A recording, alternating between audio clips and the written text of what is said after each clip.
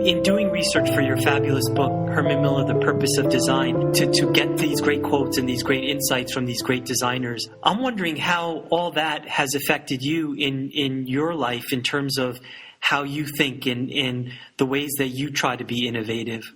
That's an interesting question. I'm going to have to preface myself a little bit. I am a designer. I have a master's degree in design from Cranbrook Academy of Art, which happens to be where Charles and Ray met, studied and met. So design has always been a part of my life. The opportunity to work with some of those amazing designers and be part of Herman Miller for a long time was exuberating. I would say what it did for me, besides always creating sort of an enthusiastic interest of continuing to do what I do, has caused me to realize that design is not about just making something look better. Design is indeed a process that can help situations be better. One of the best design results may not be something that gets manufactured.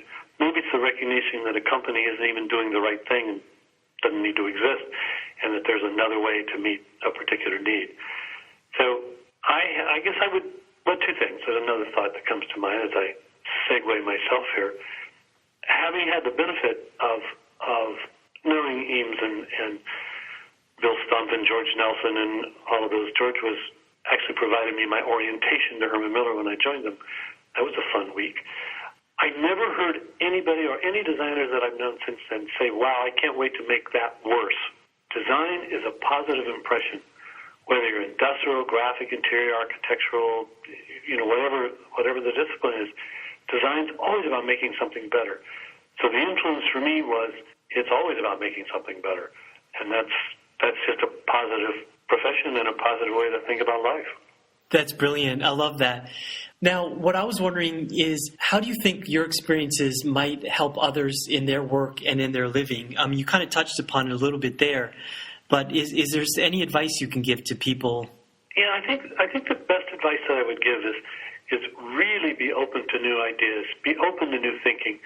When you think about DJ being open to what Gilbert Rohde was bringing him, I mean, that was a form of diversity before the term was even common in the workplace. And then when you think about the work to recognize needs and the understanding of different situations, people can only do that if you are totally open to differences that people have in how they think, work, live, who they are.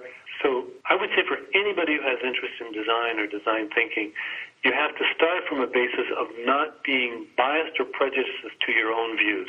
You may have your own views, and that's fine, but be open to others and always be looking at where are the needs that one can help meet those needs by figuring out what would be a useful solution. John Barry, I can't thank you enough for taking the time to help us explore a little bit the world of Herman Miller and design. Thank you again for appearing. No, it's my pleasure, and I hope your sessions go well. Thank you.